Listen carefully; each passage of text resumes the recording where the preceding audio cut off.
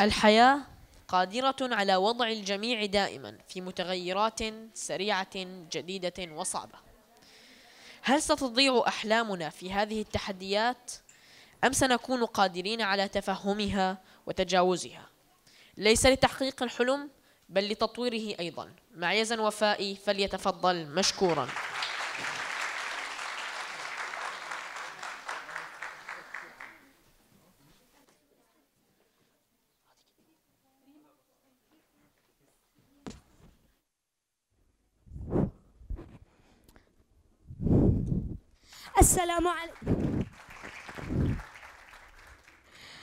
السلام عليكم ورحمة الله وبركاته. أهلا وسهلا بكم كبيرا وصغيرا.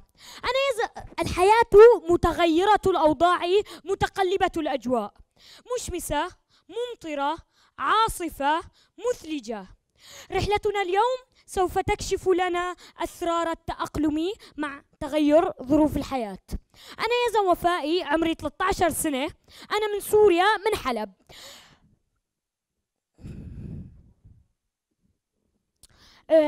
عندنا 3 نقط رئيسية لليوم بتكون مثلث.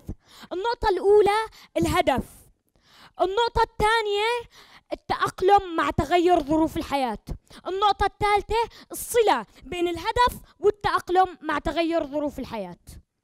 شو هو الهدف؟ الهدف هو تحديد مكانك في الحياة، إذا أنت شخص مفيد أو شخص غير مفيد. كيف بحدد هدفي؟ أول شيء لازم تحدد شخصيتك. ممتع، ممل، مكتبي، ميداني، منفتح، منغلق.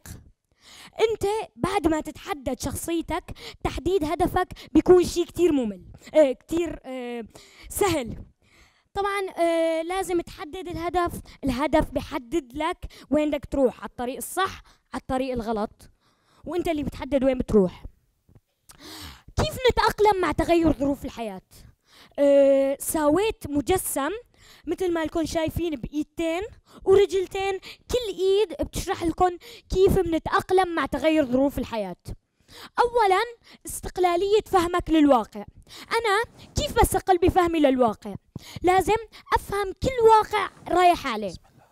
استقلالية الفهم هي إنه إذا في شيء قدامك بدك تفهمه، ما رح تستنى الناس يجوا يقولوا لك ويعطوك معلومات. انت اللي رح تاخذ على المعلومات. بدك تنزل تاخذ كل المعلومات اللي في الميدان وانت تعطيهم لمخك وتبرمجهم لهدول المعلومات.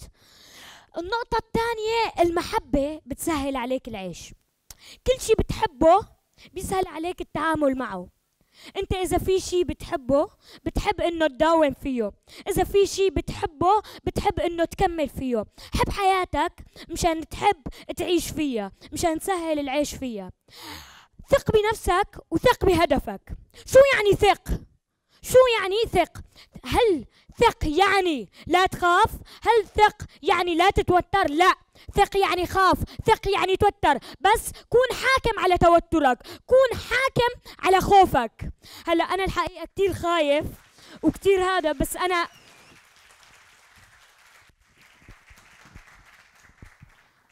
أنا متحكم بالخوف تبعي وبالتوتر تبعي.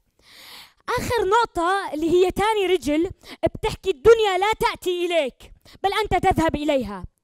كيف الدنيا ما بتجي لعندي؟ الدنيا لما رح تتطور ما رح تستناك، الدنيا ما رح تمسك لك ايدك وتجي تقطع معك الشارع، ما رح تقول لك تعال معي يا حبيبي، تعال انتبه ما اتطور واتركك. لا، اكبر مثال هو اجدادنا، اغلبهم ما بيعرفوا يستعملوا التكنولوجيا. ليش؟ لانه الدنيا لما تطورت هن ما تطوروا معها، لانه لما الدنيا اتطورت هن فكروا الدنيا رح تجي لعندهم وتخليهم انه يتطوروا. لا، هذا المجسم، شكرا كثير. هذا المجسم بيشرح لنا كيف نتأقلم مع تغير ظروف الحياة. مثال عن التأقلم مع تغير ظروف الحياة. الهدف تبعك هو انه تبني شركة كبيرة.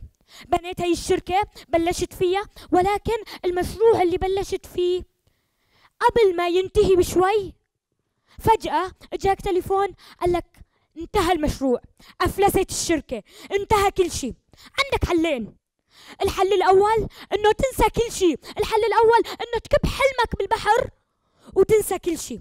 لا، الحل الثاني إنه هدفك تضل مسيطر عليه، تضل حاطط هدفك بعقلك. أنت لما عندك هدف لازم تكون بدك إياه، لازم تركز على هدفك حتى لو اضطريت تعيد من الصفر. هذا هو الحل الثاني. الصلة بين الهدف والتأقلم مع تغير ظروف الحياة اللي هي أنا شبهتها للزاوية الرئيسية بمثلث، شبهتها لجسر. هذا الجسر له سبب للبناء وله أثاثات، له سبب وله أثاثات. الأثاثات هن فيهم يكونوا عواميد مثل محفزات أو أصدقاء، بينما الأسباب فيهم يكونوا شخص، فيهم يكونوا منصب، وفيهم يكونوا نقود.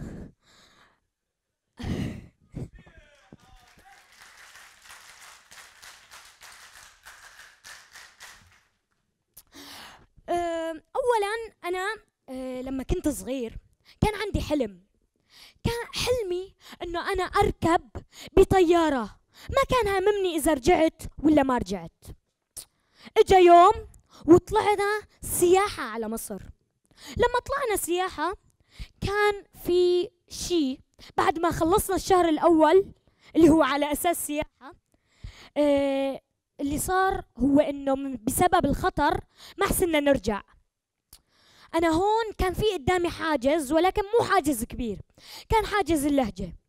أنا بعد ما تعلمت اللهجة، بعد ما بلشت فيها، صرت لما أحكي في اللهجة المصرية الناس يفكروني منهم. بعدين طلعت على اسطنبول اللي هي لهون، كان في حاجز كتير كبير قدامي. هذا الحاجز كان حاجز لغة.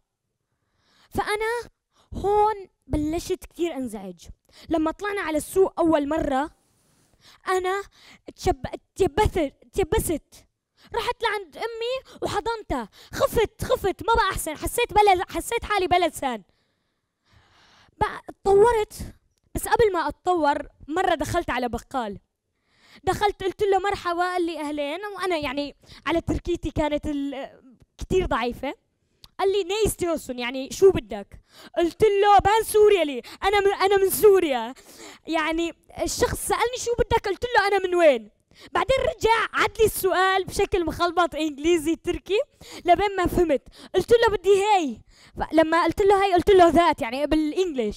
فكملت وحققت هدفي اللي هو ساويت هدفي في الأحلام. يعني أنا بعد ما طلعت من سوريا ساويت هدف، بلشت بداية جديدة. أنا ما كان عندي بداية لأنه أنا كنت صغير. ساويت هدفي.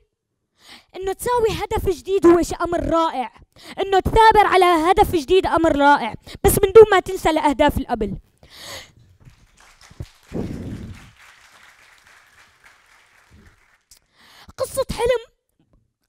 قصة حلم موسى المعماري. موسى كان هو شخص عنده حلمه كان يرسمه على ورقة، كان يرسم القلعة تبعيته على ورقة، ولكن كان يجي لعنده أستاذ وشو يقول له وين أنت وين هذا الحلم، وين أنت وين هاي القلعة؟ لا، موسى ما رجع معه لورقة، موسى ركز وضل عم يشتغل على حلمه، ضل عم يساوي حلمه لبين ما بنى القلعة تبعه حجرة بحجرة لحاله يوم بيوم. فموسى ما استسلم.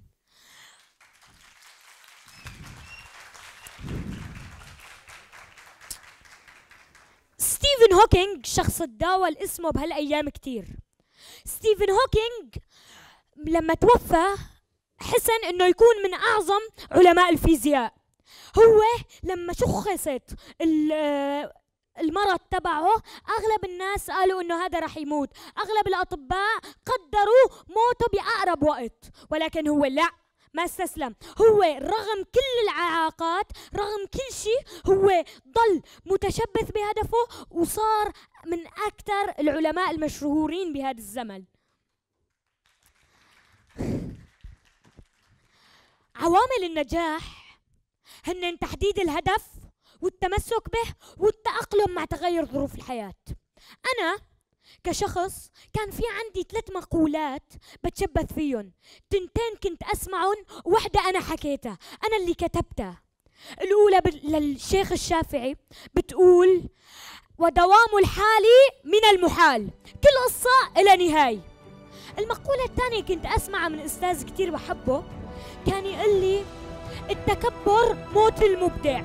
التكبر بالنسبة للمبدع هو الموت قبل الموت. شكرا. أنا عن نفسي كشخص بهي الطريقة كتبت شغلة، قلت: أثبت نفسك الآن كي يهابك المستقبل.